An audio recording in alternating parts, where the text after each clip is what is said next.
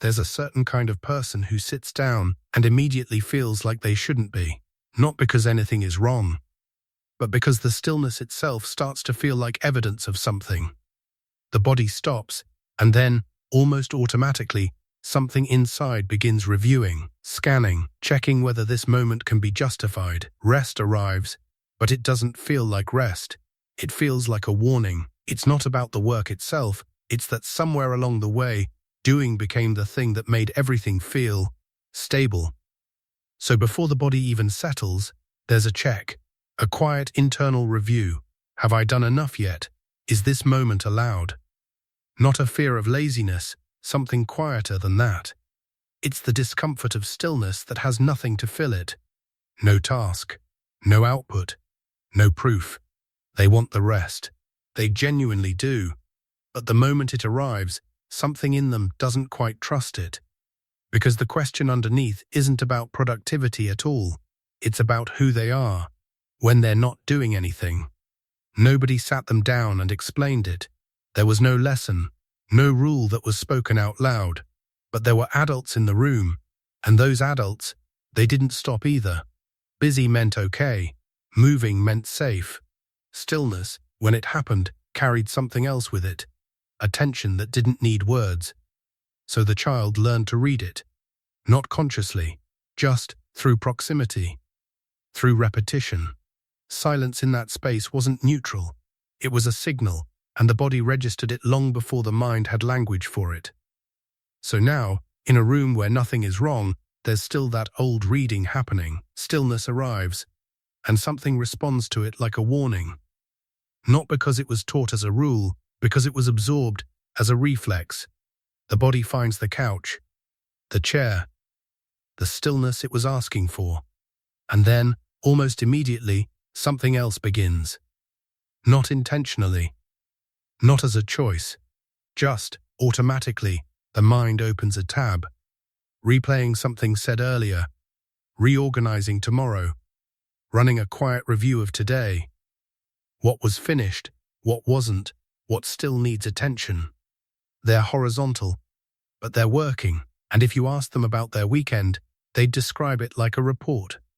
What was completed, what was managed, whether it was productive enough to count.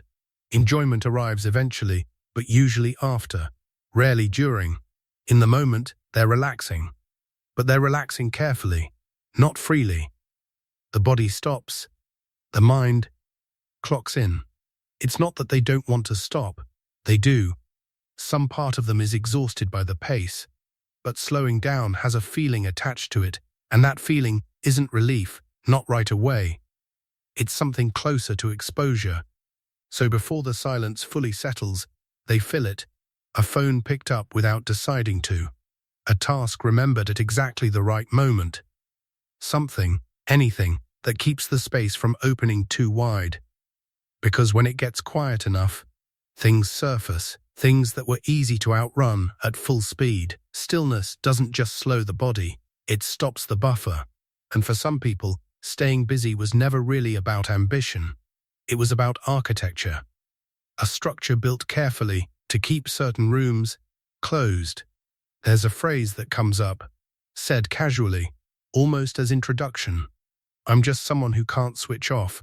And when it's said, there's something in the delivery, a small smile, a kind of quiet ownership. Not a complaint, not quite, but not a choice either. It gets offered the way someone describes their eye color, a feature. Something fixed. Something that was simply discovered about themselves at some point. The cost is in there too, somewhere behind the smile. They know it. But it doesn't get named. It gets worn instead, because at a certain point, the pattern stopped needing to be explained. It stopped being something they did. It became who they were.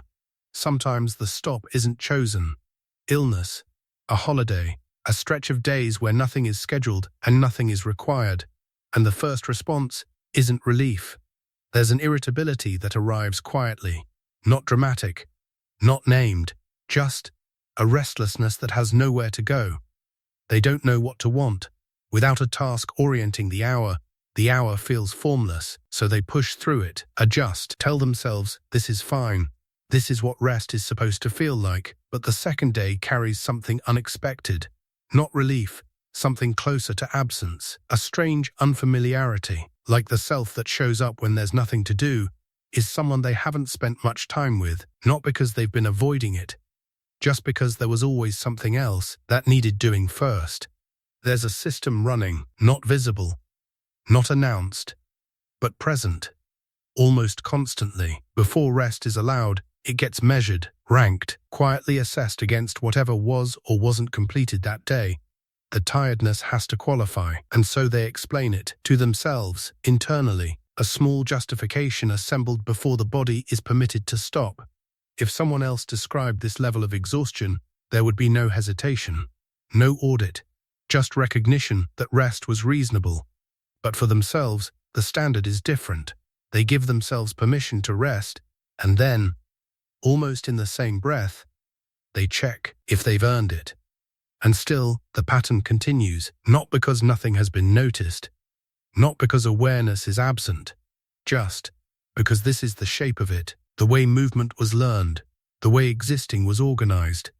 The pause arrives, and then, quietly, without decision, the hand moves. Something is picked up. Something is opened.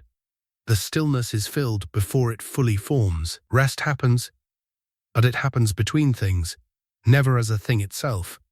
This is just how some people were shaped to move through the world, productive in stillness, busy in silence, always just about to rest, never quite arriving.